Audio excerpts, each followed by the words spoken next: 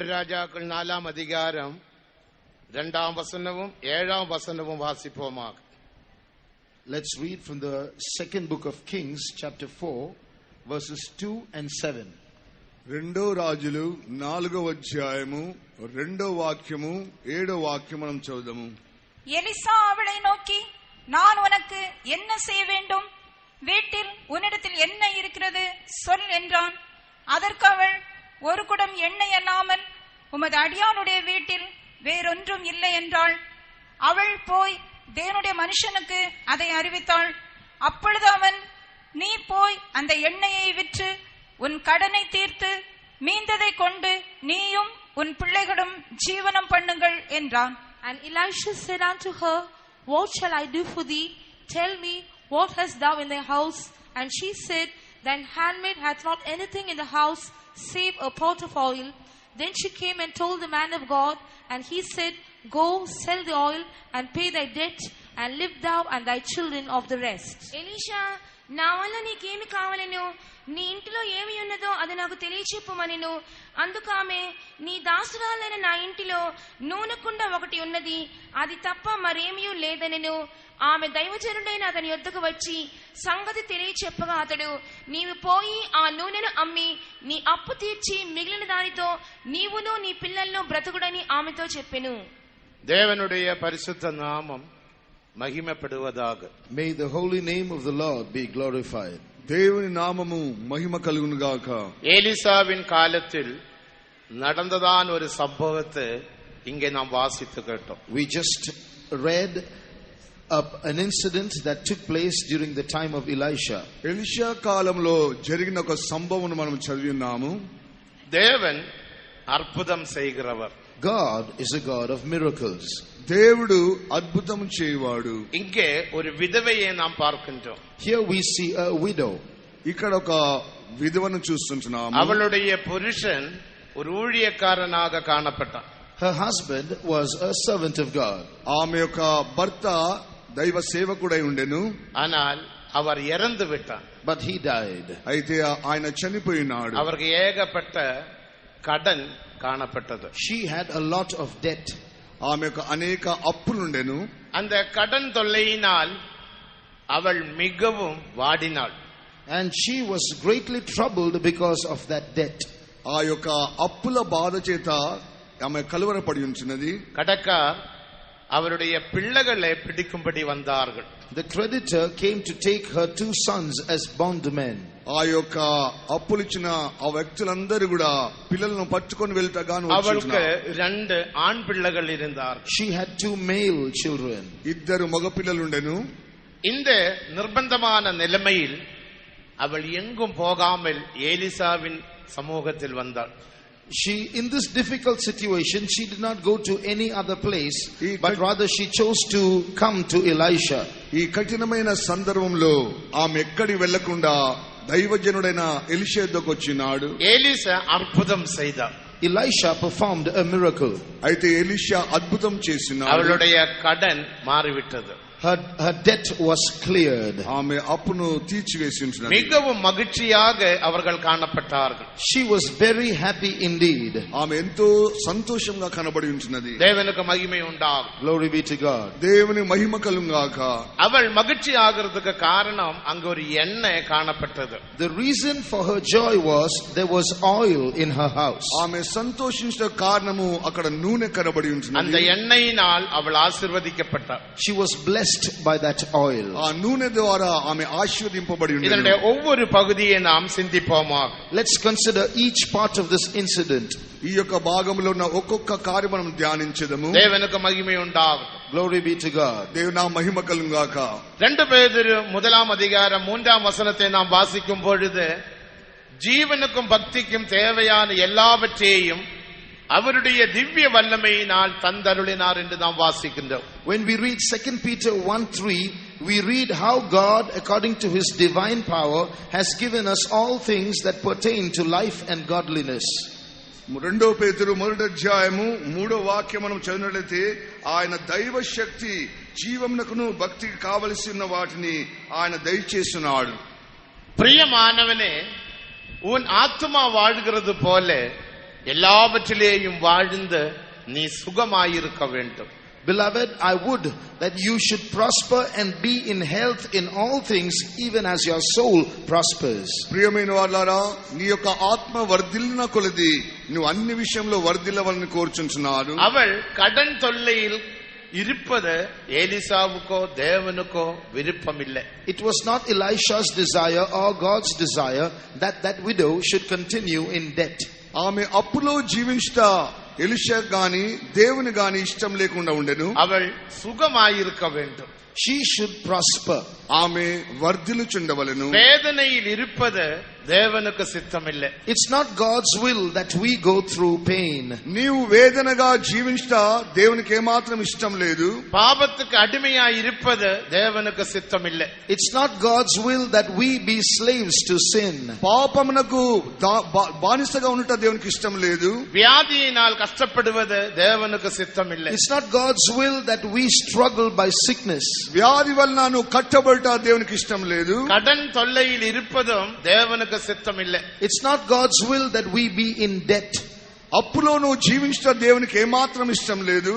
இந்த மாலை வேளையில் ஆண்டவர் சொல்லுகிறார், நீ சுகமாயிருக்க வேண்டும். This evening God tells us you should be well. ఈ సాయంకాలం వేళ దేవుడిని చూచి నువ్వు స్వస్థత కలిగి ఉండాలని కోరుచున్నాడు. அந்த வசனத்தோடு சேர்ந்து சுகமாயிருக்க வேண்டும் என்று விரும்புகிறவர்கள் ஒரு அல்லேலூயா சொல்லுங்கள். Those who agree with this verse want to be whole, say hallelujah.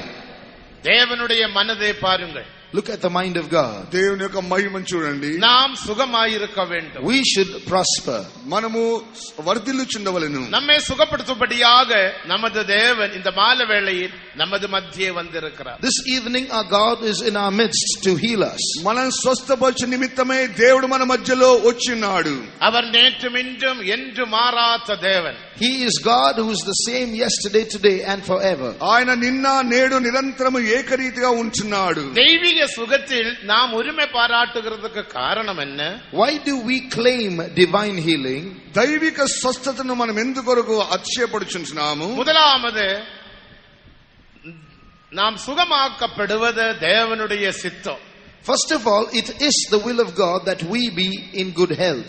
మనము స్వస్థత పొందుట అది దేవుని యొక్క చిత్తం. மத்தேயு 8 அதிகாரம் 2-3 வசனங்களை நாம் வாசிக்கும் போது, When we read Matthew chapter 8 verses 2 and 3, మత్తయి సువార్త 8వ అధ్యాయం మొదటి 2 వాక్యములను அங்கே చదివినప్పుడు ஒரு குஷ்டரோகியை நாம் பார்க்கின்றோம். we read of a leper there. అక్కడ ఒక కుష్ఠరోగిని మనం చూస్తున్నాము. ஆண்டவரே, உமக்கு சித்தமானால் என்னை சொஸ்தமாக்கும் என்று அவன் மிகவும் வேதனையுடன் அழுகையுடன் இயேசுவினிடத்தில் சொன்னான். With pain and tears he came to Jesus and said, Lord, if thou wilt, thou canst make me clean. ఆ కుష్ఠరోగి కన్నీటితోనూ వేదనతోనూ వచ్చి, ప్రభువా నీకు ఇష్టమైనట్టు నన్ను స్వస్థపరచమని అడుగుచున్నాడు. ஆண்டவர் சொன்னார், எனக்கு சித்தம் உண்டு, நீ சொஸ்தமாகு என்று. And Jesus responded, I will, be thou clean. యేసు ఆయనను చూచి, నాకు ఇష్టమే, నువ్వు స్వస్థత పొందుము. நாம் சுகமாயிருப்பது தேவ சித்தம். So it is God's will that we be whole. మనము స్వస్థపడుట దేవుని చిత్తం. இரண்டாவது, மத்தேயு 8 அதிகாரம் 13-14 வசனங்களை பார்க்கும்போது, Secondly, when we read from Matthew chapter 8 verses 13 and 14, మత్తయి సువార్త 8వ అధ్యాయం 13-14 వాక్యం చదివినప్పుడు, நமது வியாதிகள் பலவீனங்கள் எல்லாவற்றையும் இயேசு அவருடைய சரீரத்தில் சுமந்தார். Jesus bore in his body all our sicknesses and infirmities. మన యొక్క వ్యాధులు, మన బలహీనతలన్నీ కూడా యేసు ప్రభు తన యొక్క శరీరములో మోసి ఉంచున్నాడు. நம்முடைய எல்லா வியாதிகளை இயேசு சுமந்தார். Jesus bore all our sicknesses. మన ప్రతి వ్యాధిని యేసు ప్రభు భరించి ఉంచున్నాడు. அவர் வியாதியை சுமந்தபடியினால் நாம் வியாதியில் இருப்பது தேவ சித்தம் அல்ல. And because he bore our sicknesses, it is not the will of God that we continue to be sick. ఆయన మన వ్యాధులను భరించినందువలన మనము వ్యాధిగ్రస్తులుగా ఉంట దేవుని చిత్తం కాదు. அதனால தெய்வீக சுகத்தை உரிமை பாராட்டி நாம் கேட்கின்றோம். That's why we claim divine healing. అందుకొరకే దైవిక స్వస్థత గురించి మనం దేవుని వద్ద అడుగుచుంటున్నాము. மூன்றாவது, 1 யோவான் 3 அதிகாரம் 18 வசனத்தை வாசிக்கும் போது, Thirdly, when we read from 1 John chapter 3 verse 8, మొదటి యోహాను పత్రిక 3వ అధ్యాయం 8వ వాక్యం చదివినప్పుడు, பிசாசின் கிரியைகளை அவர் அழித்தார். Jesus destroyed the works of the devil. అపవాది క్రియలను యేసు ప్రభు లయపరిచించున్నాడు. பிசாசனுடைய கிரியைகளில் ஒன்றுதான் வியாதி. And one of the works of the devil is sickness. అపవాది క్రియల్లో ఒక క్రియ వ్యాధి అయినది. இந்த எல்லா வியாதிகளும் பிசாசின் கிரியை. Every sickness is the work of the devil. ప్రతి విధమైన వ్యాధి అది సాతాను క్రియ అయినది. நடக்க முடியாமல் இருப்பது, Not being able to walk, నీవు నడవకుండా ఉండడము, பார்வை இல்லாமல் இருப்பது, being blind, దృష్టి లేకుండా ఉండడము, பேச முடியாமல் காணப்படுவது, or being dumb. మాట్లాడకుండా ఉండడము, எல்லா வியாதிகளும் பிசாசனுடைய கிரியை. The source of every kind of sickness is the devil. It's the work of the devil. ప్రతి విధమైన వ్యాధులన్నీ కూడా సాతాను క్రియలైనవి. பிசாசின் கிரியைகளை அழிக்கும்படியாக மனுஷகுமாரன் பூமியில் வெளிப்பட்டார். But the Son of Man appeared on earth to destroy these works of the devil. అపవాది క్రియలను లయపరచుటకే మనుష్య కుమారుడు ఈ లోకంలో ప్రత్యక్షమాయెను. இயேசு கிறிஸ்து கல்வாரியில் எல்லாவற்றுக்கும் ஒரு முடிவு உண்டாக்கினார். The Lord Jesus Christ put an end to all the sicknesses on Calvary. ప్రభువైన యేసుక్రీస్తు కల్వారిలో ప్రతి విధమైన వ్యాధులను ముగించుచున్నాడు. பிசாசின் கிரியைகளை அழித்து போட்டார். He destroyed the works of the devil. సాతాను క్రియలను ఆయన నశింపజేసించున్నాడు. ஆனபடியினால் தெய்வீக சுகத்தை நாம் உரிமை பாராட்டுகிறோம். That's why we claim divine healing. అందుకొరకే దైవిక స్వస్థత దేవుని దగ్గర నుంచి పొందుచున్నాం. நாலாவது ரோமர் 8ஆம் அதிகாரம் 11ஆம் வசனத்தை படிக்கும் போது, Fourthly, when we read from Romans chapter 8 verse 11, రోమీయులకు రాసిన పత్రిక 8వ అధ్యాయం 11వ వాక్యం చదివినప్పుడు, நமது மாம்சத்துக்குரிய இந்த சரீரத்தை அவருடைய ஆவியினால் தேவன் உயிர்ப்பிக்கிறார். the Lord quickens our mortal bodies by His Spirit. దేవుడు తన ఆత్మ ద్వారా మన యొక్క శరీరమును ఆయన జీవింపజేయుచున్నాడు. பரிசுத்த ஆவியினால் தேவன் நம்மை உயிர்ப்பிக்கிறபடியினால் நமது சரீரத்தில் வியாதி இருக்க முடியாது. Sickness cannot remain in our body because God quickens our bodies by His Spirit. పరిశుద్ధాత్మ ద్వారా మన శరీరములను జీవింపజేసినందువలన మన శరీరంలో వ్యాధి ఉండుటకు వీలు లేదు. இந்த மைக் ஸ்டாண்டை நான் துடைத்து விட்டால், If I wipe this mic stand, ఈ యొక్క మైక్ స్టాండ్ నేను తుడిచి వేసినట్లయితే இதுல தூசி இருக்க முடியாது. dust cannot remain there. అక్కడ ధూళి అనేది ఉండడం లేదు. காரணம் நான் துடைத்து விட்டேன். The reason is I have wiped off the dust. కారణం ఏమనగా దాన్ని తుడిచి இதே వేస్తున్నాను. போல பரிசுத்த ஆவியினால் தேவன் நம்மை உயிர்ப்பிக்கிறபடியினால் In the same நமது way- சரீரத்தில் வியாதி இருக்க முடியவே முடியாது. In the same way, because God quickens us by His Spirit, our bodies by His Spirit, sickness cannot remain there. అదే ప్రకారంగా దేవుని యొక్క ఆత్మ మన శరీరంలో జీవింపజేసినప్పుడు ఏ వ్యాధి కూడా మనలో ఉండుటకు వీలు లేదు. ஐந்தாவது எபிரேயர் 13ஆம் அதிகாரம் 15ஆம் வசனத்தை படிக்கும் போது, Fifthly, when we read from Hebrews 13:15, Hebrew రాసిన పత్రిక 13వ అధ్యాయము 15వ వాక్యం చదివినప్పుడు, அவர் நேற்றும் இன்றும் என்று மாறாத தேவன். Jesus Christ is the same yesterday, today and forever. యేసు ప్రభు నిన్న నేడు నిరంతరము ఏకరీతున్నాడు, మార్పు లేని దేవుడైంచున్నాడు. தேவனுக்கு மகிமை உண்டாகட்டும். Glory be to God. దేవుని మహిమ కలుగును గాక. நமது ஆண்டவருக்கு மாற்றம் இல்லை. Our God does not change. మన దేవుడు మార్పు లేనివాడు. ஆண்டவர் சொன்னார், நான் சொன்னேன், சொன்னபடி செய்வேன். Our God says, when I say something, I will do it. దేవుడు చెప్పుచున్నాడు, నేను చెప్పినాను, నేను అలాగే చేస్తానని நீ చెప్పుచున్నాడు. சுகமாயிருக்க வேண்டும் என்று நான் சொன்னேன். I have said, I have uttered, you should be whole. சொன்னபடியே நான் செய்வேன்.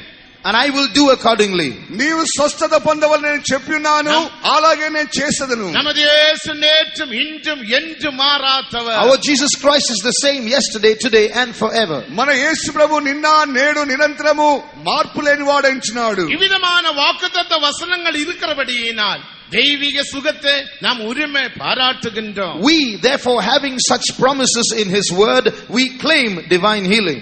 ఇటువంటి ఒక వాగ్దానములు మనకి ఇచ్చినందువల్లనే దైవిక స్వస్థతను మనం దేవుని వద్ద పొందుకుంటున్నాం. தேவனுக்கு மகிமை உண்டாகட்டும். Glory be to God. దేవుని మహిమ కలుగును அந்த గాక. மாற்றமில்லாத இயேசு நமது மத்தியே வந்திருக்கிறார். This unchanging Jesus is in our midst. ఆ మార్పు లేని యేసు మన మధ్యలోకి వచ్చి ఉంటున్నాడు. எனக்கும் பல வியாதிகள் வந்ததுண்டு. I have also fallen ill many times. నేను అనేక పర్యాయములు వ్యాధి చేత పడి ఉన్నాను. ஒரு விபத்தில் என்னுடைய கையும் டிஸ்லொகேஷன் ஆக மாறிவிட்டது.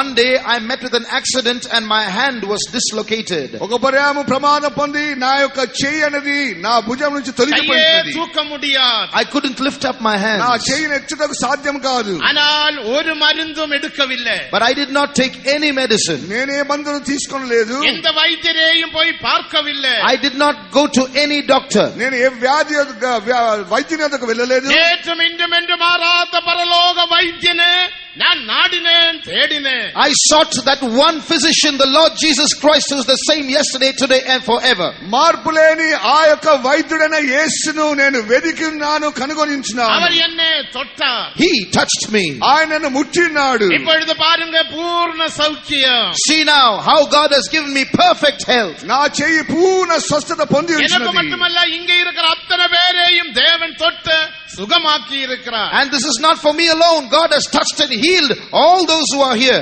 నాకు మాత్రమే కాదు, ఇక్కడ కూర్చున్న అనేకులను ప్రభు ముట్టి స్వస్థపరిచున్నాడు. தேவனுக்கு மகிமை. Glory be to God. దేవుని మహిమ. இது ஒரு ஏமாற்று பேச்சல்ல.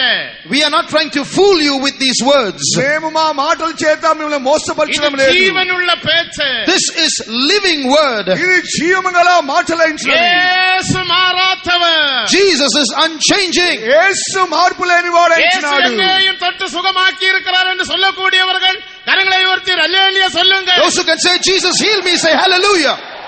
பாருங்க, ஆயிரக்கணக்கு கரங்கள் உயர்ந்து விட்டது. Thousands of hands have borne witness. వేల కొద్ది ఆత్మల చేతులు సాక్షులుగా నిలబడి ఉన్నవి.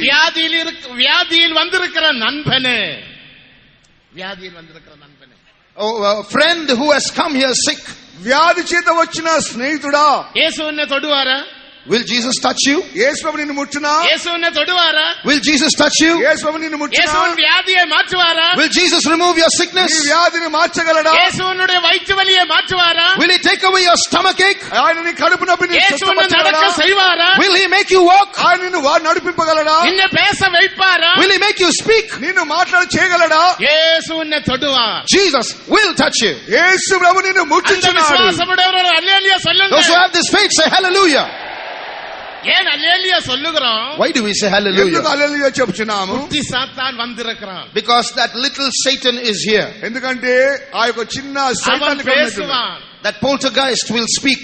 అది நீ మాట్లాడుతుంది. சுகமாகாது. Oh, you won't get all right. నీవు స్వస్థత நீ పొందు. வந்தது போல போகிறாய். You're going to go back just నువ్వు as you came. వచ్చిన அந்த ప్రకారం తిరిగి பிசாசை వెళ్ళు. நாம் எதிர்ப்போமாக. Let's resist that demon. ఆ సాతాను మనం ఎదిరించవలను. உங்களுக்குள்ள ஒரு விசுவாசம் உருவாகட்டும். Let a faith be formed within you. నీలో విశ్వాసం పెరగనిమ్ము. இயேசு சொல்லுகிறார். What does Jesus say? యేసు ప్రభు ఏం நான் చెప్తున్నాడు? சொன்னேன், I have spoken నేను చెప్పినాను, சொன்னபடியே செய்வேன். and I will do accordingly. చెప్పిన ప్రకారమే நான் చేస్తాను. நேற்றும் இன்றும் என்று மாறாத தேவன். I'm unchanging yesterday, today and forever. నిన్న నేను నిరంతరం మార్పు లేని దేవుడును. தேவனுடைய வியாதியை சுமந்து I have borne your sickness. నీ వ్యాధి నేను நீ భరించినాను. சுகமாக வேண்டும் என்பது என்னுடைய சித்தம். It is my will that you should be in health. నీవు స్వస్థత ఉంటా నా చిత్తం. ஆனா நீ என்ன சொல்லுகிறாய்? But what are you saying? నీవేం చెప్తున్నావు? உனக்கு சித்தம் உண்டா? Do you want to be healed? నీవు స్వస్థపరచ కోరుచున్నావా? வியாதியில் வந்திருக்கிறவர்கள் சொல்லுங்க. Those who are sick here, you say, వ్యాధి చేసిన వారు చెప్పండి. is it your will that you be healed? నీవు స్వస్థపడట దేవుని చిత్తమా? சித்தம் இருந்தால் கரங்களை எடுத்து அல்லேலூயா சொல்லுங்க. தேவனுக்கு மகிமை. Glory be to God. దేవునికి మహిమ. அப்படி இருந்தால் நாம் செய்ய வேண்டிய ஒரு பகுதி உண்டு. Then there is something that we have to do. అలాగే ఏంటంటే మనం చేయవలసిన ఒక భాగం அதே ఉంటుంది. நீங்கள் செய்து விட்டால் If you do it, అది నువ్వు చేసినట్లయితే தேவன் உங்களை எழுப்புவார். God will raise you up. దేవుడు నిన్ను நான் లేపుచున్నాడు. சுகமாய் இருப்பது அவருடைய சித்தம். It is His will that we be healed. నేను స్వస్థపరచ ఆయన చిత్తం.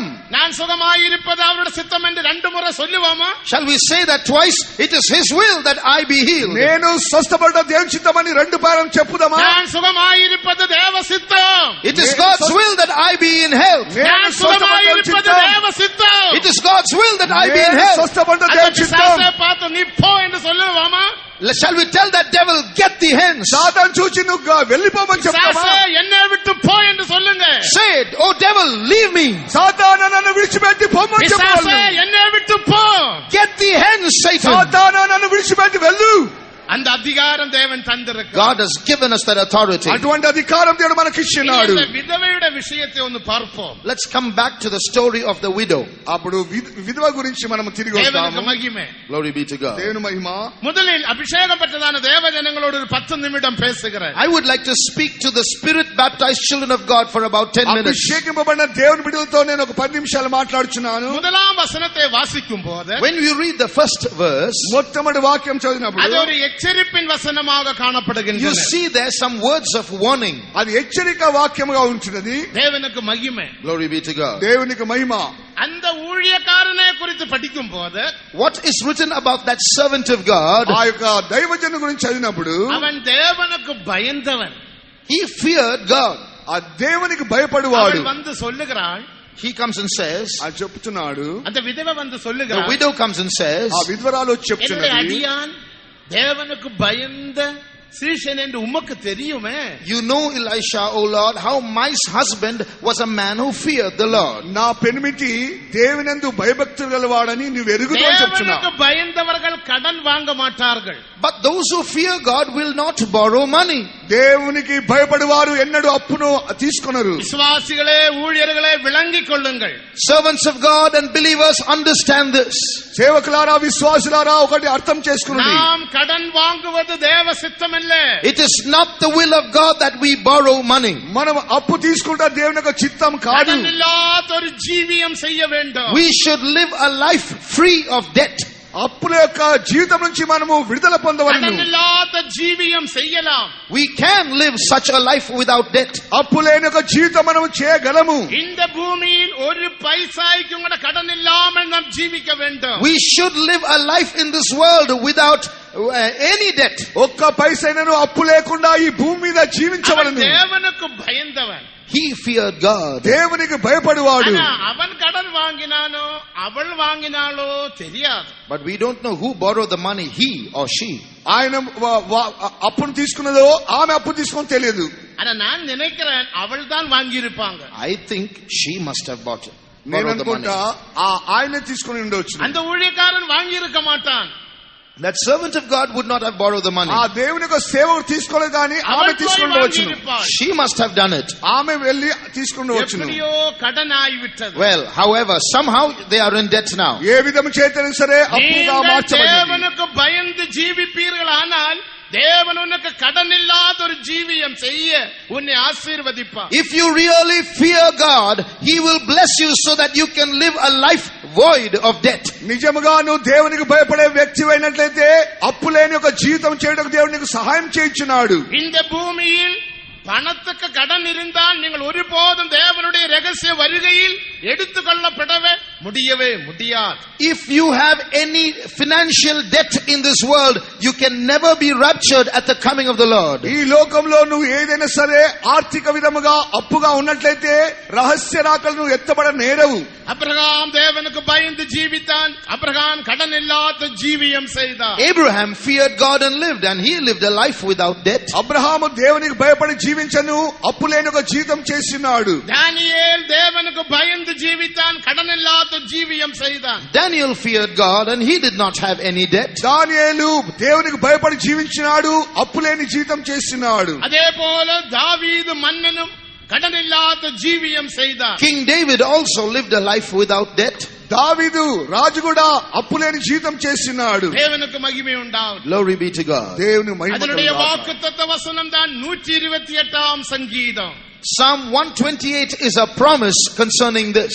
128వ కీర్తన వాగ్దానంతో కూడినది. கர்த்தருக்கு பயந்து அவருடைய வழிகளில் நடக்கிறவன் பாக்கியவான். அவனை நான் சீயோனிலிருந்து ஆசீர்வதிப்பேன். Blessed is the man that feareth the word of God and walketh in his ways. I will bless him out of Zion.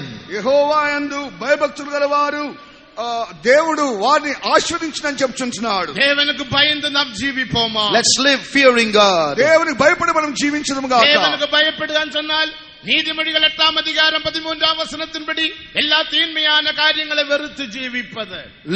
Fearing God means, according to Proverbs 8:13, departing from all kinds of evil. సామెతలు 8వ అధ్యాయం 13వ వాక్య ప్రకారంగా దేవునికి భయపడేవాడు ప్రతి కీడు నుంచి వాడు తొలగిపోవచ్చున్నాడు. தேவனுக்கு மகிமை உண்டாகட்டும். Glory be to God. దేవుని మహిమ కలుగుగాక. ஆகையால் கர்த்தருக்கு பயந்து நாம் ஜீவிப்போம். That's why we have to live fearing God. దేవునికి భయపడ మనం జీవించుదుము గాక. அடுத்தபடியாக Next, తర్వాత அவள் வேற எங்கும் போகவில்லை. he did not go to any other place. ఆమె ఎక్కడ కూడా వెళ్ళలేదు. எலிசாவின் சமூகத்தில் வந்தாள். He came to the presence of Elisha. Elisha సన్నిధికి వచ్చి ఉంటున్నది. அவள் சொல்கிறாள், எனக்கு 2 பிள்ளைகள் உண்டு. She said, I have 2 children. నాకు 2 పిల్లలు இதோ ఉంటున్నారు. கடன்கார் அந்த பிள்ளைகளே அவர்கள் பிடித்து கொண்டு போக The போகிறார்கள். creditor has come to take my children bondmen. ఈ యొక్క అప్పు ఇచ్చిన వారు నా పిల్లల్ని తీసుకొని పోవడానికి వస్తున్నారు. பாவம் செய்கிறவன் பாவத்துக்கு அடிமை. He that committed sin is a slave to sin. పాపం చేయవాడు పాపమునకు దాసుడై பாவம் ఉన్నాడు. செய்கிறவனும் கடன் தொல்லையில் காணப்படுகிறான். Only those who commit sin will be under debt. పాపం చేయవాడే అప్పులో ఉంటున్నాడు. 2 பிள்ளைகள் என்பது நம்பிக்கையும் விசுவாசத்தையும் வெளிப்படுத்துகிறது. 2 children are a type of faith and hope.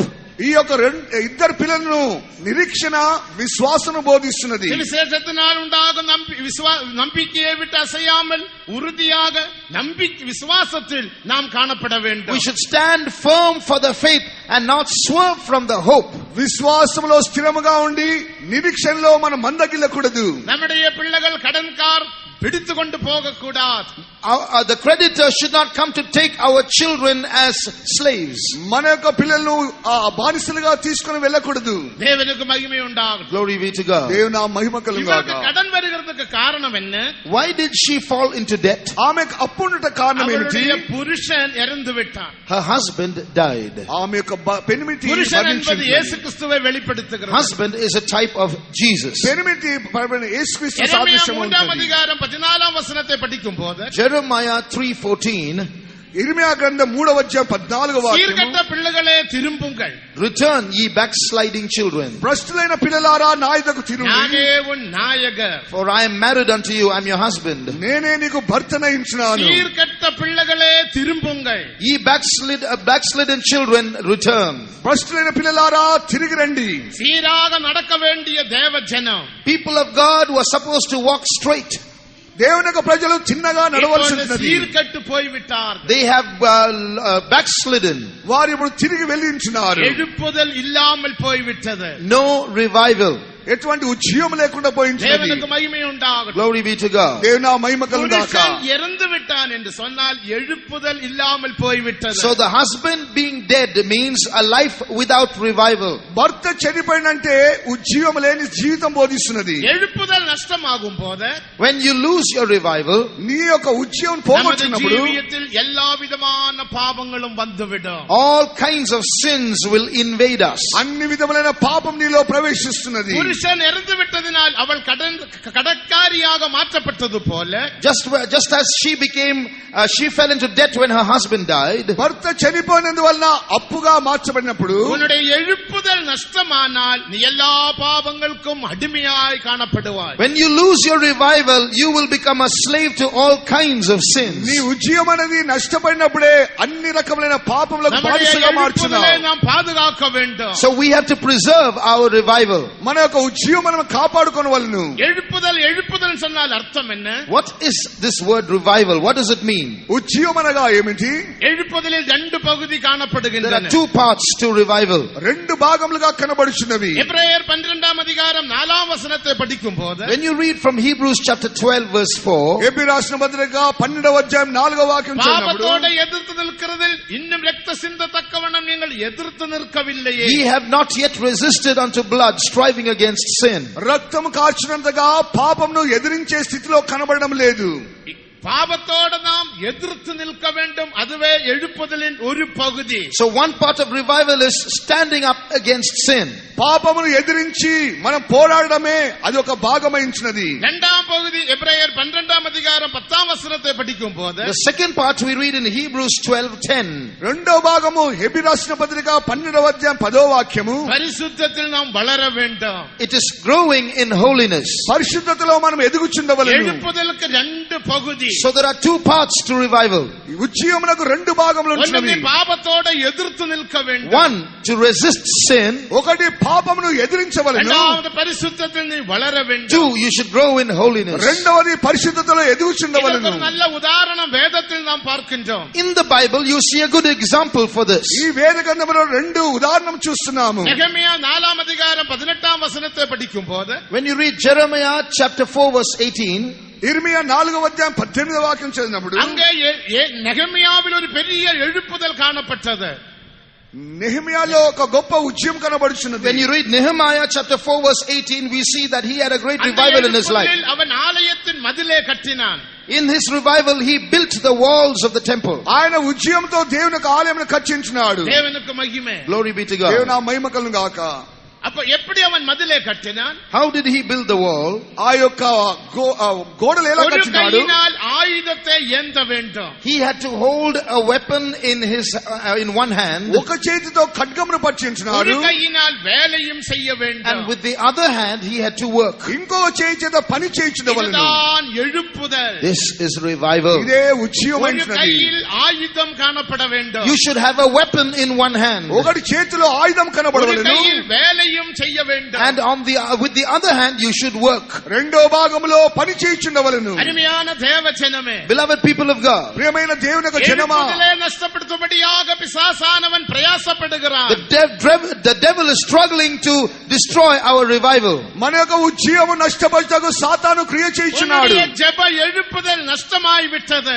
Your prayer revival is ruined. నీ ప్రార్థన ఉద్యమం అనేది నష్టపోయించున్నది. உன்னுடைய வேதம் வாசித்து தியானிக்கிற எழுப்புதல் நஷ்டமாய் விட்டது. Your revival in Bible reading and meditation is ruined. నీ వాక్యం చదివి ధ్యానించే ఉద్యమం உன்னுடைய నష్టపోయించున్నది. பரிசுத்த ஜீவிய எழுப்புதல் நஷ்டமாய் விட்டது. The revival of your holy living is ruined. నీ పరిశుద్ధ జీవితం అనేది నష్టపోయించున్నది. உன்னுடைய விசுவாச ஜீவிய எழுப்புதல் நஷ்டமாய் விட்டது. Your revival of faith life is ruined. నీ విశ్వాస జీవితం అనే ఉద్యమం నష్టమైంది. உன்னுடைய ஜெய ஜீவிய எழுப்புதல் நஷ்டமாய் விட்டது. Your victorious life revival is ruined. నీ జయ జీవితం అనే ఉద్యమం నష్టమైంది. இப்போதோ புருஷன் இறந்தவளை போல நீ காணப்படுகிறாய். You are now like a woman without a husband. ఇప్పుడు నువ్వు భర్త లేని ఒక భార్య ஐயோ, కనబడుచున్నావు. என் புருஷன் இறந்து விட்டான். My husband is dead. నా భర్త என் చనిపోయాడు. எழுப்புதல் போய்விட்டது. My revival is in ruins. నా యొక్క ఉద్యమం పోయించినది. அதனால எல்லா விதமான பாபத்துக்கும் ரகசிய பாபத்துக்கும்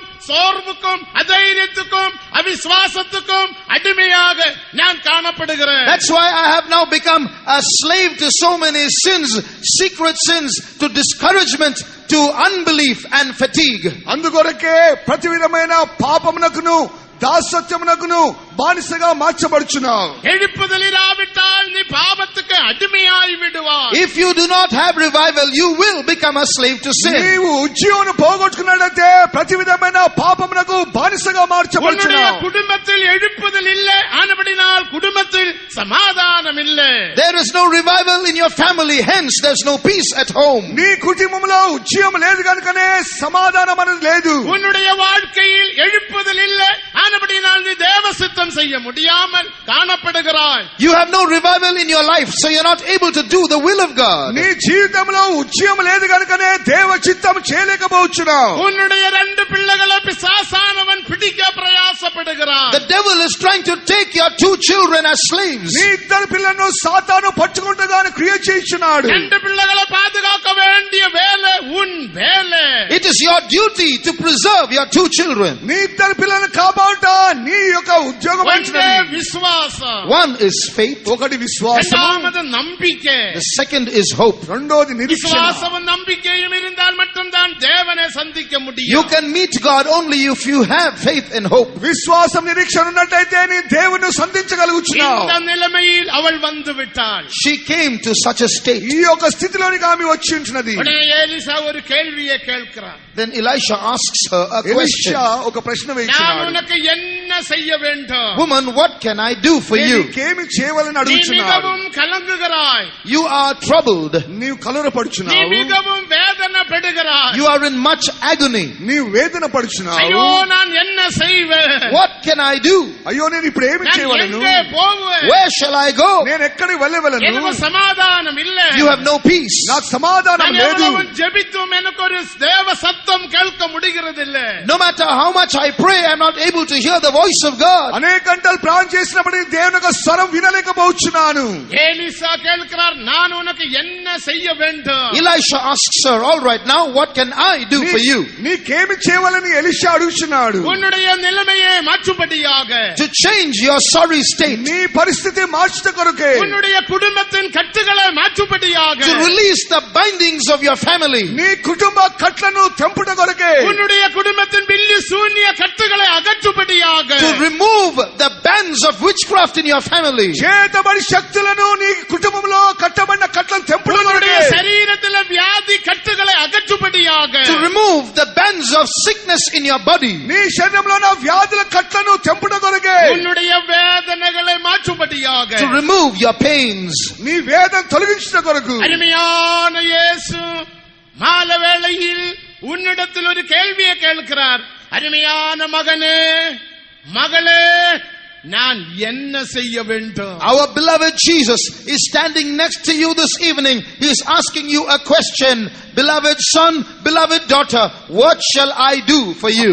అది అడిగిన యేసు ప్రభు మన మధ్యలోనికి వచ్చి, నా యొక్క కుమారుడా, నా కుమార్తె, నేను నీకేమి చేయవలను? நீ கலங்கி கொண்டிருக்கிறாய், You are troubled. నీవు நீ కన్నీళ్లతో ఉంటున్నావు, வேதனையில் காணப்படுகிறாய். You are in pain. నువ్వు వేదనతో நான் எங்க కనబడుచున్నావు. போய் என்னுடைய வேதனையை சொல்ல முடியும் என்று சொல்லி நீ மிகவும் ஏங்கி தவித்தவளாக காணப்படுகிறாய். You are so troubled, so burdened. You are wondering to whom you can go to explain your trouble. నా యొక్క సమస్యలు, బాధలు ఎవరికి చెప్పవల్లని నువ్వు వేదనతో కనబడుచున్నావు. உன்னை அரவணைக்கும், உன்னை ஆதரிக்கும், உன்னை விசாரிக்கும் அன்புள்ள இயேசு மாலவேளையில் உன் அண்டையில் வந்த மகனே, மகளே, நான் என்ன செய்ய வேண்டும் என்று அவர் கேட்கிறார். Our beloved loving Jesus is coming to you this evening to embrace you,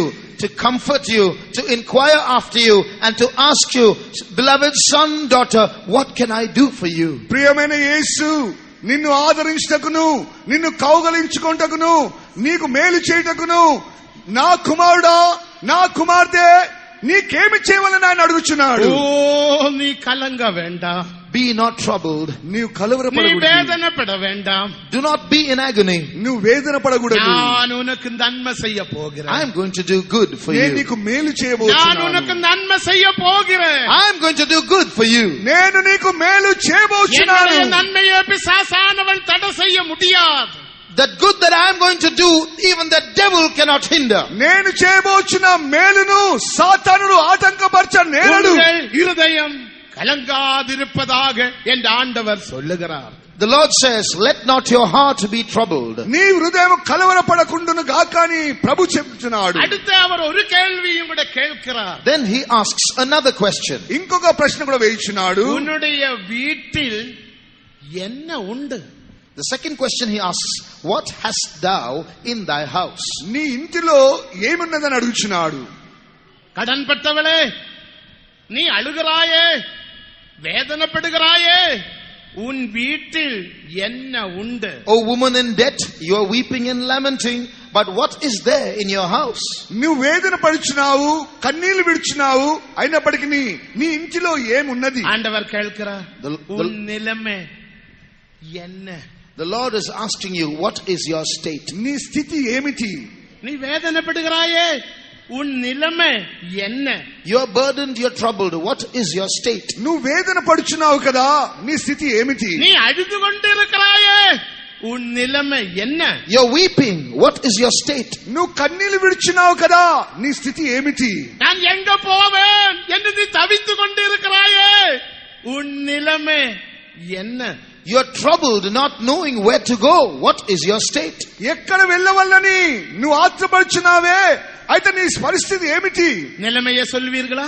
Will you tell your state? నీ యొక్క పరిస్థితి உன்னுடைய చెప్పగలవా? நிலைமையை சொல்வீர்களா? Will you tell your true state? నీ నిజమైన స్థితిని చెప్పగలవా? பாவங்களே மறைக்கிறவன் வாழ்வடைய மாட்டான். He that covereth his sins will not prosper. పాపములు కప్పిపెట్టువాడు ఎన్నడు వర్ధిల్లడు. அவங்களை அறிக்கை செய்து விட்டு விடுகிறவனோ இரக்கம் பெறுவான். But he who confesses them and forsakes them, he will find mercy. దాని ఒప్పుకొని విడిచిపెట్టువాడు కనికరం పొందుచున్నాడు. ஒரு பக்கத்தில் உன்னுடைய எழுப்புதல் போய்விட்டது. On one side, your revival is in ruins. ఒకవైపు నీ ఉజ్జీవం అనేది పోయించినది. உன்னுடைய புருஷன் இறந்து விட்டான். Your husband is dead.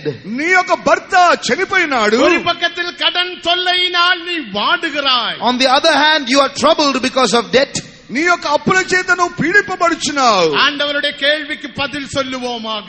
The Lord is asking you a question. Answer him. ప్రభు అడిగే ప్రశ్నకు నువ్వు జవాబిచ్చునుగాక. நமது நிலைமையை நாம் அவரிடத்தில் சொல்லுவோமாக. Let us tell him our state. మనకు నిజ స్థితిని ఆయనకు చెప్పుదుముగాక. ஒன்றையும் மறைக்காதீர்கள். Don't cover or hide anything. ఏది కూడా నువ్వు దాచిపెట్టకూడదు. உன்னுடைய நிலைமையை நீ சொல்லும் போது அவர் உனக்கு உதவி செய்வார். When you tell him your true state, he will assist you. నీ యొక్క పరిస్థితి ఆయన చెప్పినట్లయితే ఆయన నీకు సహాయం చేయుచున్నాడు. எஸ்தேர் ராணி அகசுரோஸ் ராஜாவினிடத்தில் வந்தாள். என்ன செய்ய வேண்டும் என்று அவர் கேட்டார். அவள் தன்னுடைய விஷயத்தை சொன்னாள். அவர் நன்மையை செய்தார். The queen of the south came to Ahasuerus and he asked her, what shall I do for you? And he told her, she told him her request and he granted it. అశ్వరేష్ రాజు యొద్దకు వచ్చి రాణి అడుగుచున్నాను, నేను నీకేమి చేయవాలని కోరుచున్నావు. தேவனுக்கு மகிமை. Praise the Lord. దేవునికి మహిమ.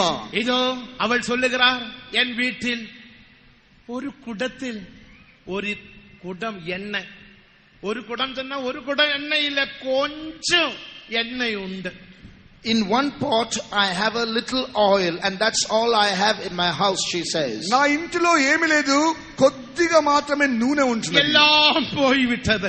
Everything else is gone. సమస్తం எல்லாம் పోయింది. இழந்து விட்டது.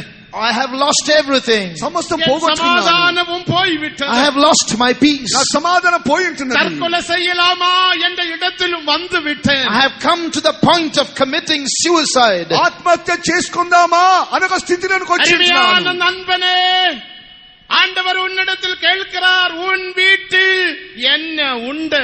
Beloved friend, the Lord is asking you, what is there in your house? ప్రియమైన స్నేహితుడా, నీ వద్ద ఏముందని దేవుడు అడుగుచున్నాడు. அவள் சொன்னாள், ஒரு குடம் எண்ணெய் உண்டு. She said, I just have one pot of oil. నా కొద్దిగా నూనె నా యొద్ద அந்த ఉంటున్నది. எண்ணெயை குறித்து அவளுக்கு அவ்வளவும் தெரியாது. She did not know much about that oil. ఆ యొక్క నూనె ఎంత ఉందో ఆమెకు அது తెలియదు. ஒரு பெரிய பொருட்டாக அவள் எடுக்கவில்லை. She did not hold much value for that దాని oil. గొప్ప వస్తువుగా ఆమె తీసుకునలేదు. சோஃபா செட் எல்லாம் விற்று சாப்பிட்டேன். Sofa set. She sold off all her sofa set and her furniture and ate up the money. Sofa set అన్ని వస్తువులు అమ్ముకొని வீட்டில் நல்ல తినేసినది. நல்ல பொருட்கள் இருந்து எல்லாம் விற்று விற்று விற்று சாப்பிட்டேன். All the good objects that were in the house, she sold and sold for her survival. అన్ని వస్తువులను అమ్మి వేసుకొని இப்போ తినేసినది. கொஞ்சம் எண்ணெய் இருக்கிறது. Now there's a little oil left. కొద్దిగా నూనె మాత్రం ఉంటున్నది. எண்ணெய் ரெண்டு காரியத்தை வெளிப்படுத்துகிறது. Oil speaks of two things. నూనె రెండు విధముల కారం ஒன்று బోధిస్తున్నది. எண்ணெய் உன்னுடைய விசுவாசத்தை வெளிப்படுத்துகிறது. One, oil speaks of your faith. నూనె అనేది నీ విశ్వాసం బోధిస్తున్నది. யாக்கோபு 5ஆம் அதிகாரம் 14-15 வசனங்களை வாசிக்கும் போது, When you read James chapter 5 verses 14 and 15, యాకోబు రాసిన పత్రిక 5వ అధ్యాయము 14-15 వాక్యం ஒருவன் చదివినప్పుడు வியாதிப்பட்டால் மூப்பனை வரவழைக்க கடவன், அவன் எண்ணெயை பூசி அவனை சுஸ்தமாக்கவன். விசுவாசமுள்ள ஜெபம் பிணியாளியை ரட்சியும். is any sick among you? Let him call for the elders of the church and let them pray over him, anointing him with oil in the name of the Lord, and the prayer of faith will save the sick. మీలో ఎవడైనా వ్యాధి అయించున్నాడా? పెద్దలను పిలిపించవలను, ప్రభువు నామమున నూనె రాచి వానికి ప్రార్థన చేయవలను. విశ్వాస సహితమైన ప్రార్థన రోగిని స్వస్థపరచును. ஆண்டவரே, எனக்கு கொஞ்சம் விசுவாசம் இருக்கிறதப்பா. Friend, I have a little faith.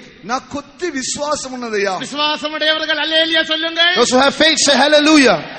பெரிய விசுவாசம் இல்ல. Not much faith. గొప్ప విశ్వాసం లేదు. ஆண்டவர் சுகமாக்கும் என்று விசுவாசம் உண்டா? Do you have that faith that God will heal you? ప్రభు నిన్ను స్వస్థపరిచే విశ్వాసం ఉన్నదా? ஆண்டவரே, உம்மை நம்பி வந்திருக்கிறேன். Lord, I have come trusting in you. ప్రభువా నిన్ను నమ్మి నేను వచ్చినాను. எல்லோரும் என்னை கைவிட்டார்கள். Everyone has forsaken me. అందరు నా చేయి வைத்தியர் విడిచిపెట్టినారు. என்னை கைவிட்டார். Doctors have given up on me. వైద్యులు నా చేయి విడిచిపెట్టినారు. ஆனால் ஒரு விசுவாசத்தில் But வந்திருக்கிறேன். I have come with faith on you, Lord. చిన్న విశ్వాసంతో వచ్చినాను. எண்ணெய் உண்டு, I have a little oil, కొద్ది నూనె ఉంచినది. விசுவாசம் உண்டு. a little faith. విశ్వాసం ఉన్నది. அந்த விசுவாசத்தை பெருக செய்யுங்கள். make that faith increase. ఆ యొక్క విశ్వాసమును எத்தனை பேருக்கு పెంచేయవలెను. விசுவாசம் உண்டு? அல்லேலூயா சொல்லுங்க. How many of you have this faith? Say hallelujah. என் வீட்டில் ஒரு குடம் எண்ணெய் உண்டு என்று சொல்லுங்கள். Say, I have one pot of oil with me. నా దగ్గర కొద్ది నూనె అని చెప్పండి. என் வீட்டில் ஒரு குடம் எண்ணெய் உண்டு. There is one point of oil with me. Say it. నా దగ్గర కొద్ది నూనె ఆగి ఉంచినది. தேவனுக்கு மகிமை. Glory be to God. దేవునికి మహిమ. அடுத்த எண்ணெய்க்கு அபிஷேகம் என்ற ஒரு அர்த்தம் உண்டு. The next meaning of oil is anointing. రెండోది నూనెకు అభిషేకం అనే అర్థం ఉంటున్నది. 23వ సంగీతం 5వ వచనத்தை படிக்கும்போது When you read Psalm 23 and verse 5, 23వ కీర్తన 5వ వాక్యం చదివినప్పుడు எண்ணெயினால் அபிஷேகம் செய்தார். thou anointest mine head with oil. ఆయన నూనె చేత నా తల అంటి ఉన్నాడు. தேவன் உங்கள் அபிஷேகத்தினால் நிரப்ப போகிறார். God is going to fill you with an anointing. దేవుడు అభిషేకం చేత నింపబోచున్నాడు. அந்த விசுவாசத்தை நீ விட்டு விடாதே. Don't leave your little faith. ఆ యొక్క కొద్ది విశ్వాసం విడిచిపెట్టకూడదు. கூட எண்ணெயே நீ விட்டு விடாதே. Don't forsake that one pot of oil. ఆ యొక్క కొద్ది నూనె విడిచిపెట్టకూడదు. அந்த வேளை அந்த எண்ணெயே விட்டு நீ வடை வாங்கி சாப்பிடவில்லை. Now, good thing you did not sell that oil and buy food to eat. ఆ కొద్ది నూనెను అమ్మివేసి నేను వడ కొనుక్కొని తినకూడదా? உனக்குள் விசுவாசம் காணப்படுகிறது. You still have faith.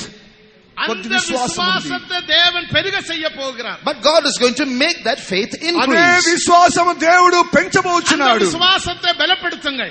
So strengthen that faith. ఆ విశ్వాసను బలపరచండి. விசுவாசம் பலப்பட வேண்டுமானால் For faith to be strengthened, విశ్వాసం బలపరచబడాలంటే எலிசா அவளுக்கு ஒரு ஆலோசனையை சொல்லி கொடுத்தார். Elisha gave her some counsel. Elisha ఒక ఆలోచన ఇచ్చినాడు. 3వ வசனத்தை வாசிக்கும் போது When you read verse 3, 3వ వాక్యం చదివినప్పుడు பரவாயில்ல, உன் வீட்டில் கொஞ்சம் எண்ணெய் இருக்கிறது இல்லையா, இருக்கட்டும். you have some oil in your house, isn't it? Let it be there. కొద్ది నూనె ఉన్నది కదా ఉండనివ్వవు. நீ பக்கத்துல வீடுகளில் போய் வெறும் பாத்திரங்களை வாங்கி கொண்டு வா.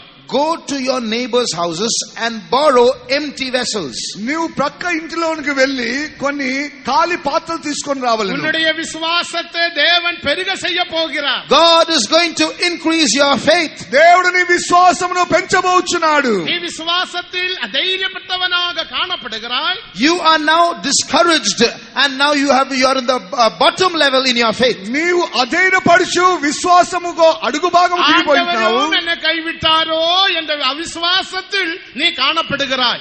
You're disbelieving to such an extent you wonder even if God has forsaken you. దేవుడు నా చేయి విడిచిపెట్టినాడేమో అని అధైర్యపడుచున్నావు. ஆனால் ஆண்டவர் உன் விசுவாசத்தை பலப்படுத்த போகிறார். But God is going to strengthen your faith. అయితే దేవుడు నీ విశ్వాసమును బలపరచబోచున్నాడు. அதற்கு நீ செய்ய வேண்டிய ஒரே ஒரு காரியம். But there's one thing you have to do for this. నువ్వు చేయవలసిన ఒకే ఒక కార్యము, பக்கத்துல வீடுகளில் போய் வெறும் பாத்திரங்களை வாங்கி கொண்டு வா. You have to go to your neighbors' houses and borrow empty vessels from them. పక్కింటిలోనికి వెళ్లి ఆ యొక్క ఖాళీ పాత్రలు తీసుకొని రా. கல்யாண மண்டபத்தில் போய் பாத்திரங்களை வாங்கி கொண்டு வரக்கூடாது. Don't go to the wedding halls and get vessels from there. వివాహమునగా ఇంటిలోనికి వెళ్లి పాత్రలు తీసుకురావద్దు. கடைகளில் போய் பாத்திரத்தை வாங்கி கொண்டு வரக்கூடாது. Don't go to the shop and buy vessels from there. ఆ యొక్క దుకాణమునకు వెళ్లి నీవు ఆ పాత్ర తీసుకురాకూడదు. போக வேண்டும். Where should you go? ఎక్కడికి వెళ్ళవలను? பக்கத்துல வீட்டுக்கு போ. Go to your neighbor's house. ప్రక్క ఇంటికే వెళ్ళుము. இன்னைக்கு யாரோடு சண்டை?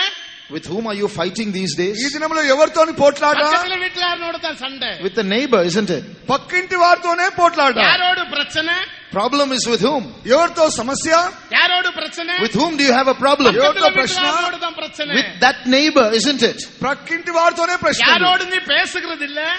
With whom are you not speaking? ఎవరితో మాట్లాడడం లేదు? சொல்லுங்க.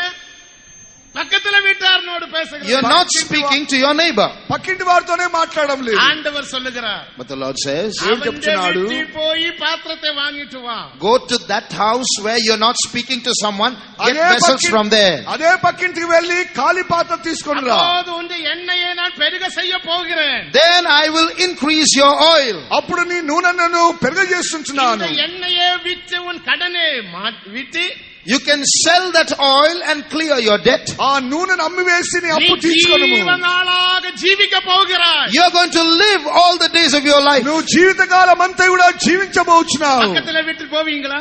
Will you go to your neighbor's house? మీ పక్కింటికి పోగలరా? பாஸ்டர் அதுதான் முடியாது pastor. Pastor, that's the difficult thing, Pastor. Pastor గారు మాత్రం వీలు కాదు.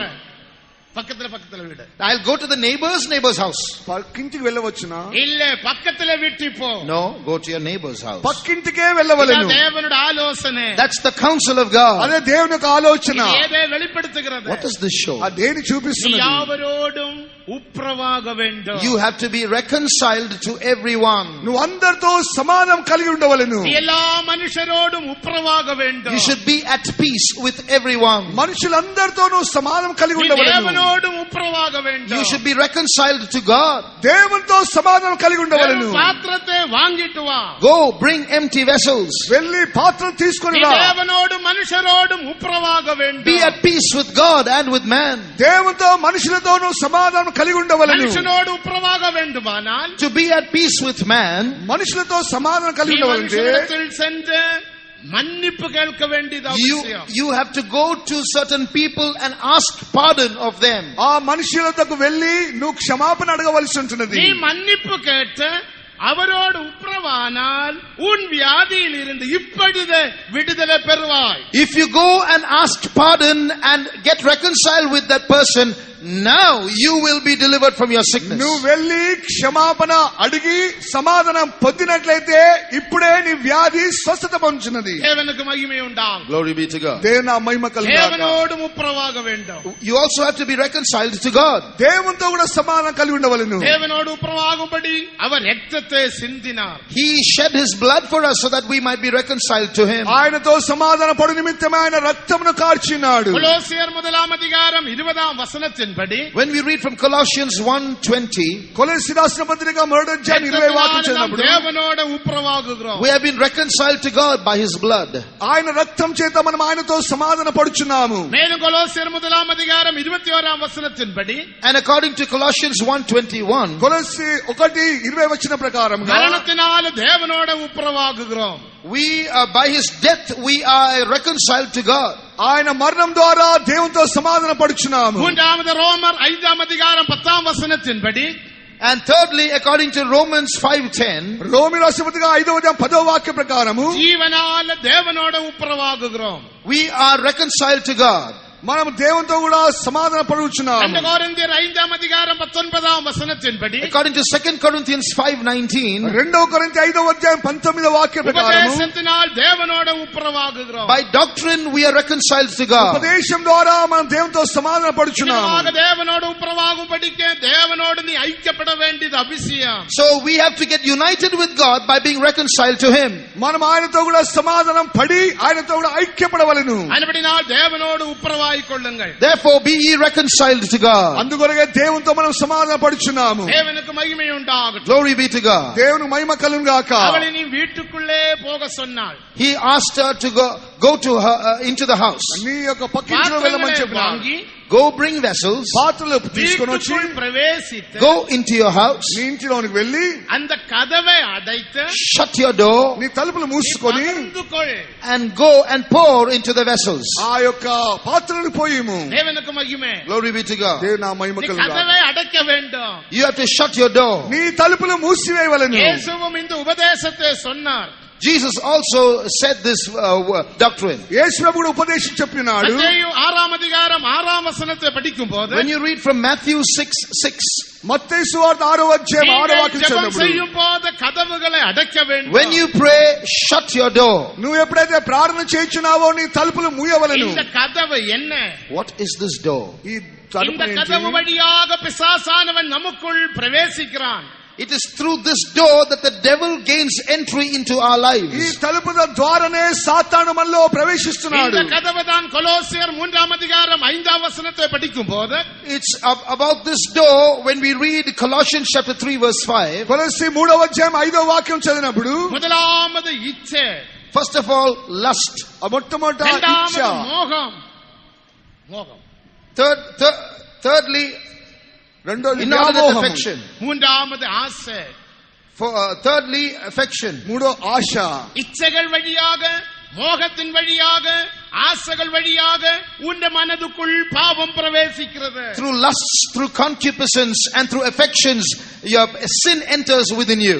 ఇచ్చ వలను అభిలాషల వలను పలు విధమైన ఆశల వలను ఆ యొక్క పాపం అనేది నీలోనికి ప్రవేశిస్తున్నది. பொருள் பார்த்த உடனே மொபைல் பார்த்த உடனே ஆசை வருகிறது இல்லையா? When you see a mobile phone, immediately you have a lust, a desire, isn't it? Mobile చూసిన వెంటనే నీకు ఆశ కలగడం లేదా?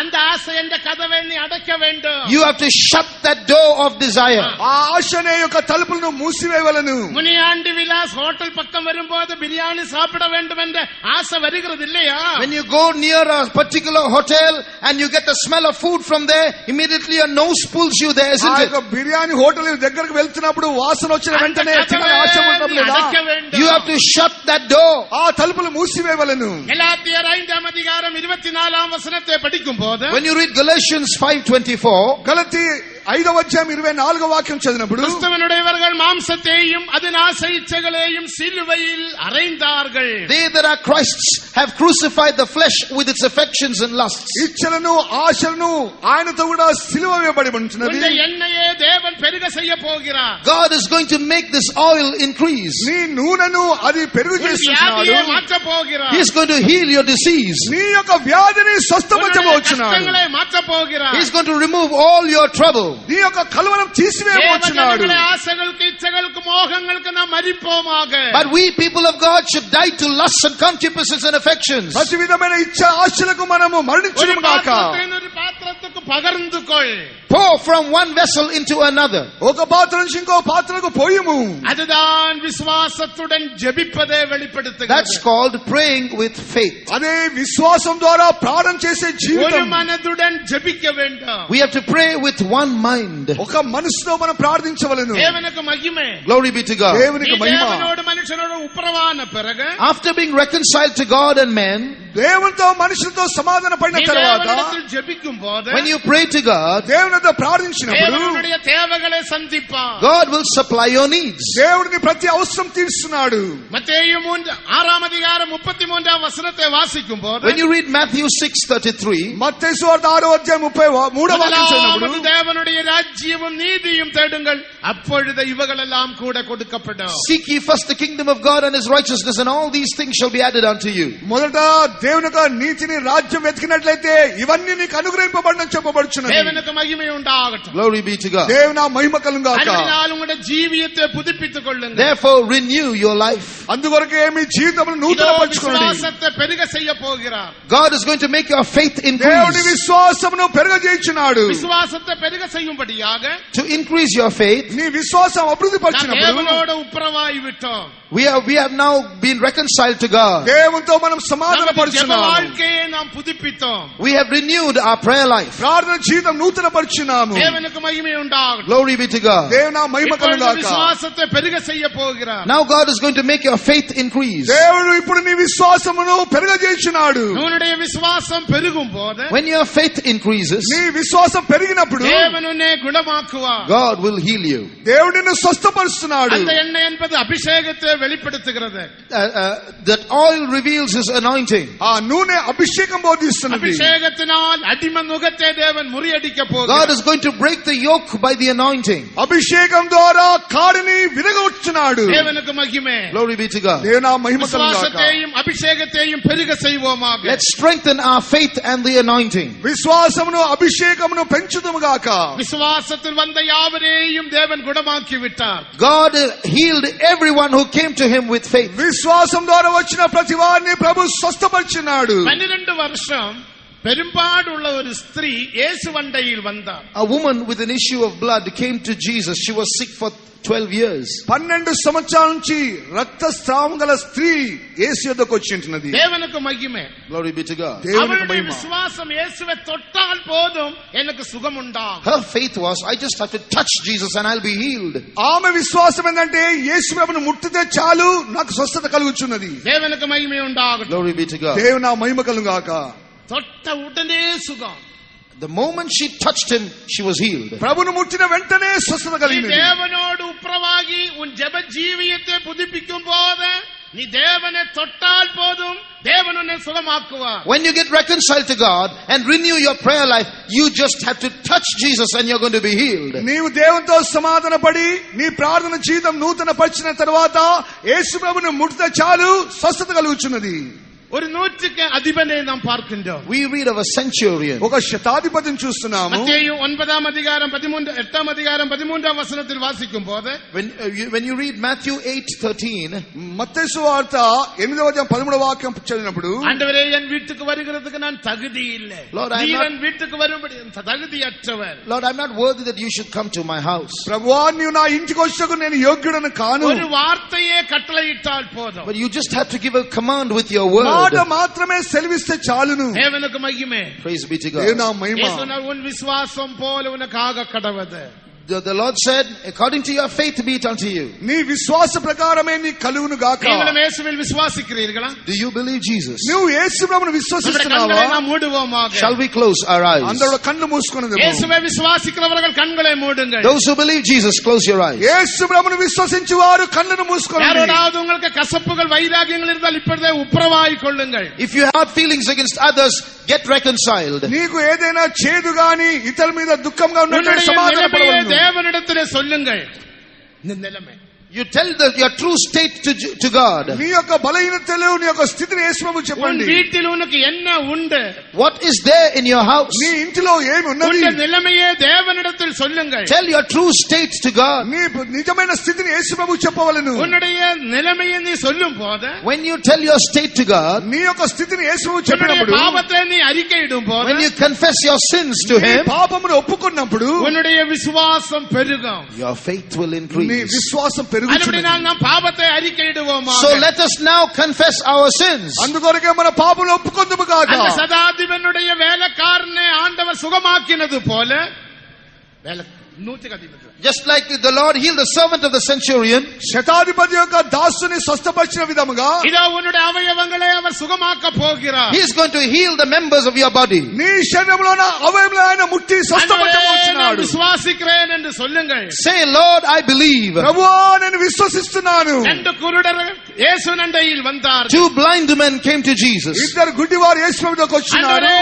எங்களுக்கு இறங்கும் என்று அவர் கேட்டார். Lord, have mercy on us. ప్రభువా మమ్మల్ని కనికరించమని అడిగినారు. தாவீதின் குமாரனே, எங்களுக்கு இறங்கும். Jesus, thou son of David, have mercy on me. దావీదు కుమారుడా మమ్మల్ని కరుణించుము. என்னால உன்னை சுகப்படுத்த முடியும் என்று நீ விசுவாசிக்கிறாயா என்று இயேசு கேட்டார். Jesus asked them, do you believe that I can heal you? నిన్ను స్వస్థపరచని నేను విశ్వసిస్తున్నావా? ஆம் ஆண்டவரே, நாங்கள் விசுவாசிக்கிறோம். Yes, Lord, we believe. అవును ప్రభువా మేము విశ్వసిస్తున్నాము. உன்னுடைய எண்ணெய் பெருகட்டும். Let your oil increase. నీ నూనె ஆண்டவரே, పెరిగివ్వండి. நான் விசுவாசிக்கிறேன் என்று சொல்லுங்கள். Say, Lord, I believe. ప్రభువా నేను విశ్వసిస్తున్నామని చెప్పండి. இயேசுவே, நான் விசுவாசிக்கிறேன். Jesus, I believe. యేసు ప్రభువా నేను విశ్వసిస్తున్నాను உன்னால చెప్పండి. என்னை குணமாக்க முடியும். I know, Lord, you can heal me. నీవు నన్ను స్వస్థపరచగలను உன்னால என்னை విశ్వసిస్తున్నాను. குணமாக்க முடியும். I know you can heal me. నీవు నన్ను స్వస్థపరచగలను ஆத்மா విశ్వసిస్తున్నాను. வாழ்கிறது போல எல்லாவற்றிலேயும் வாழ்ந்து நீ சுகமாய் இருக்க வேண்டும். You should be in health and be prosper in all things, even as your soul నీ prospers. ఆత్మ వర్ధిల్లిన కొద్దీ అన్ని విషయంలోనూ వర్ధిల్లుచుండవలెను. இதை இயேசு உன்னை சந்திக்க போகிறார். This is the time when Jesus is going to visit you. యేసు ప్రభు ఇప్పుడే నిన్ను வல்லமையின் సంధించబోతున్నాడు. அபிஷேகத்தினால் உன்னை நிரப்ப He போகிறார். is going to fill you with a mighty anointing. దేవునికి అభిషేకం చేత ఇప్పుడే నింపబోతున్నాడు. இயேசுவே, என் பாவங்களை மன்னியும் மன்னியும் என்று எல்லாரும் வாய் திறந்து சொல்லுங்கள். So open your mouth and say, Jesus, forgive my sins. నోరు విప్పి ప్రభువా నా పాపములు క్షమించమని అడగవలెను. அந்த எண்ணெயினால் அந்த விதவையுடைய கடனை மாற்றினது போல Just like by that oil, the debt of that woman was cleared. నా నూనె ద్వారా ఆ యొక్క విధవరాలు యొక్క అప్పు తీర్చినట్లుగా விசுவாசத்தினாலும் அபிஷேகத்தினாலும் உன்னுடைய எல்லா பிரச்சனைகளை தேவன் மாற்ற போகிறார்.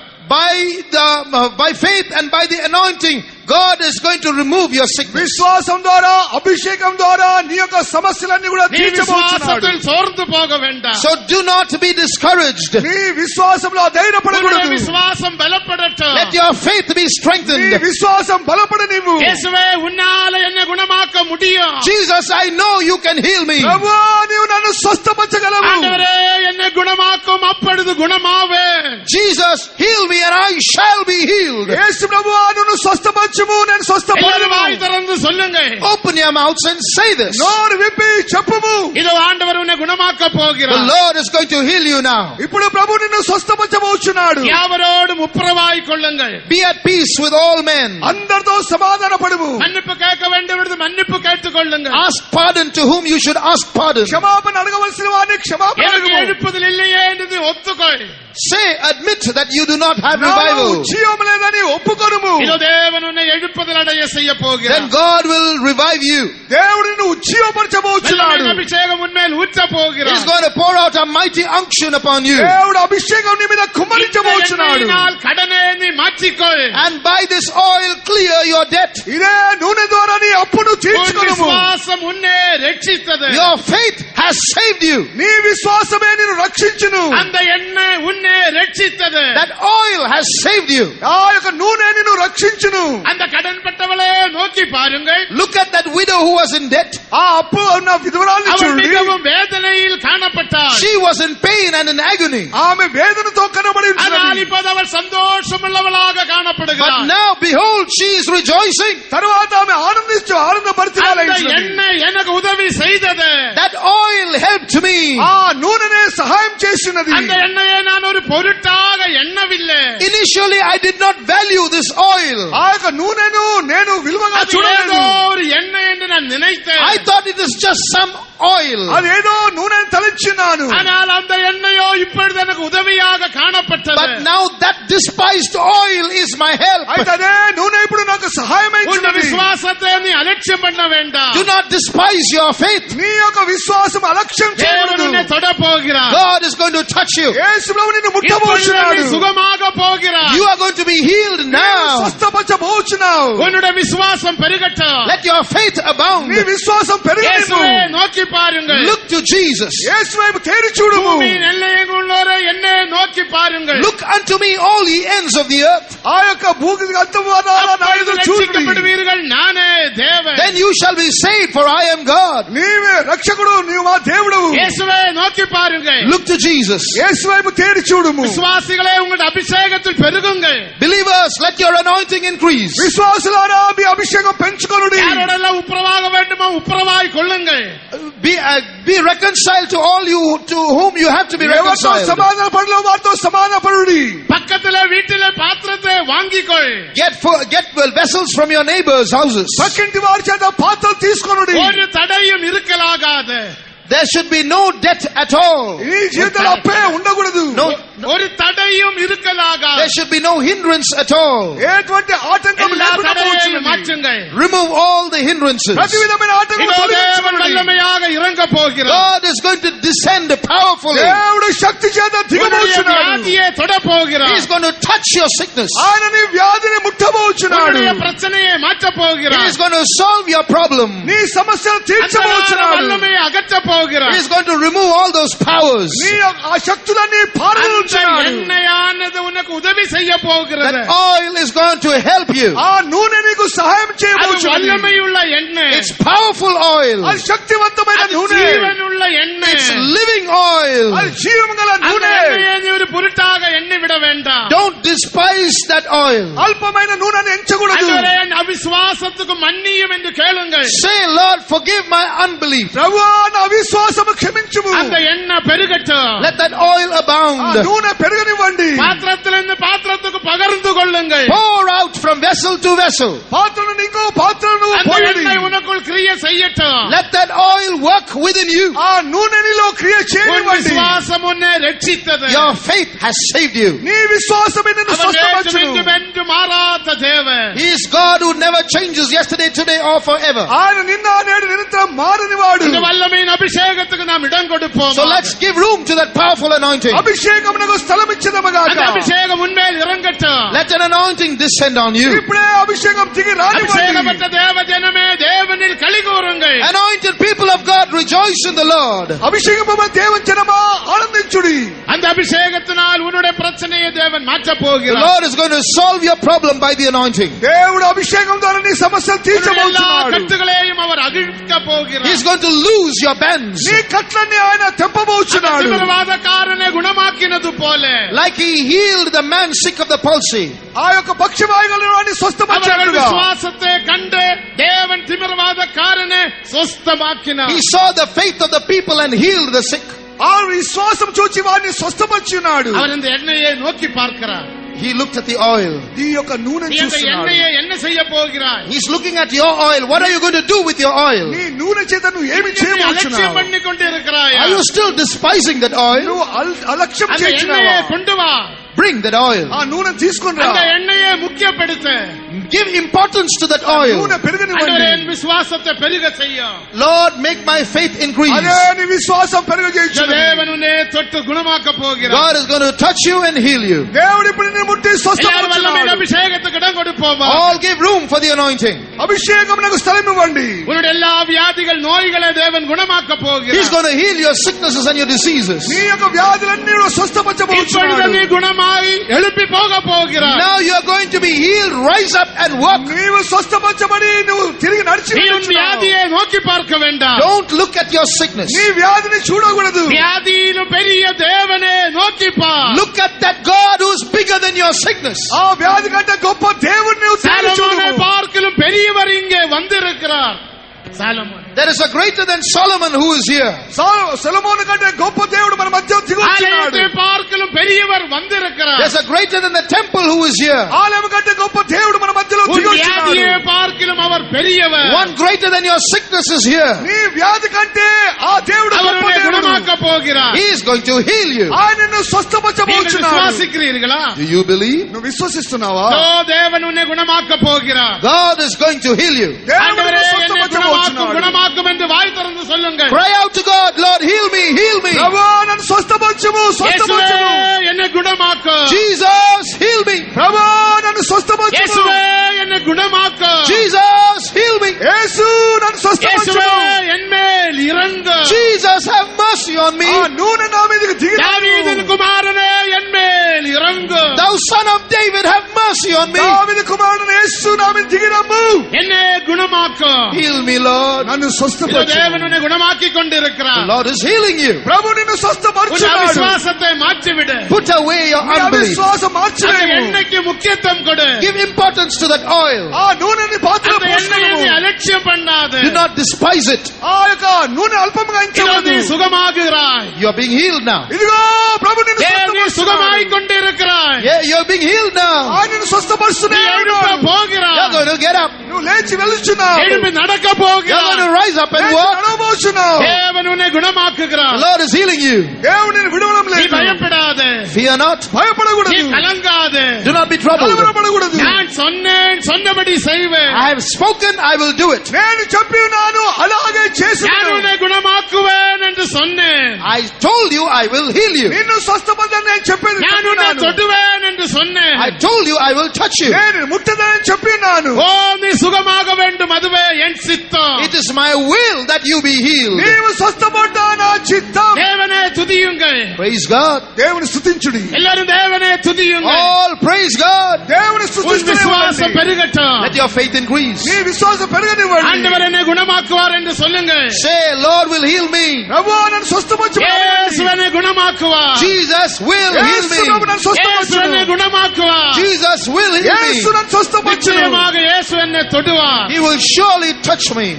నన్ను స్వస్థపరచు. இயேசு என்னை தொடுவார். He will surely touch me. యేసు నన్ను ముట్టు. எல்லா வியாதிஸ்தர்களும் வாய் திறந்து சொல்லுங்கள். All those who are sick, open your mouth and say it. నోరు తెరిచి நீ பயப்பட வேண்டாம். Don't be afraid. నువ్వు భయపడకూడదు. நீ அவிசுவாசத்துக்கு இடம் கொடுக்க வேண்டாம். Don't give room to unbelief. అవిశ్వాసం స్థలం ஓ ఇవ్వకూడదు. இயேசு என்னை தொடுகிறார். Jesus is touching me. యేసు ప్రభుని அந்த ముట్టుచున్నాడు. குஷ்டரோகியை இயேசு தொட்டார். குஷ்டரோகி He saw the leper. కుష్ఠరోగిని యేసు ప్రభు அந்த ముట్టున్నాడు. குஷ்டரோகியை தொட்டது போல He touched the leper.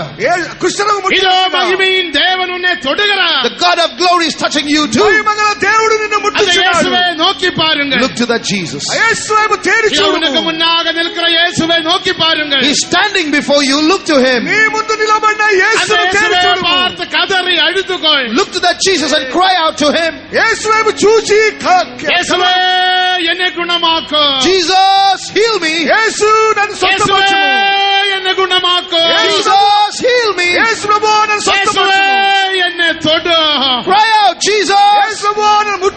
இயேசுவே நீரே எனக்கு தேவன்.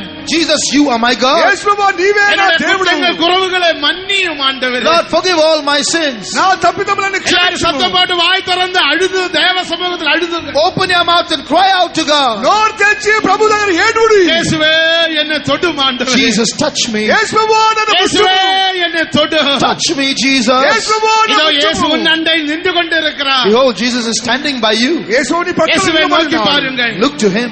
ఆయన తేరి చూడు. மன கண்களால இயேசுவை நோக்கி With பாருங்கள்.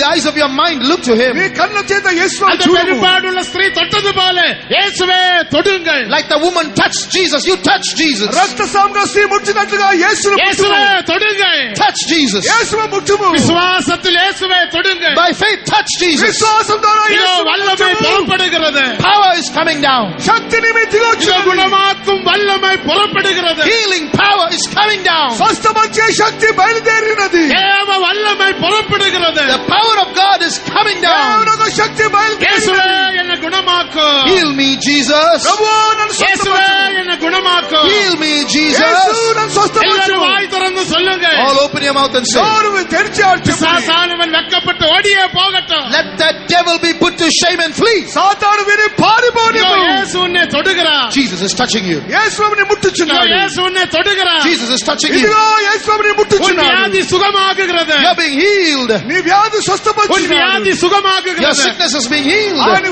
వ్యాధి உள்ளான స్వస్థపరిచినాడు. மனுஷனை பலப்படுத்துங்கள். உள்ளான மனுஷன். Strengthen the inner man. అంతరంగ పురుషుని బలపరచండి. தேவன் உன்னை குணமாக்குவார். The Lord is healing you. దేవుని స్వస్థపరిచినాడు. கர்த்தர் நம்மை ஆசீர்வதிப்பார். May the Lord help us. దేవుని ఆశీర్వదించు.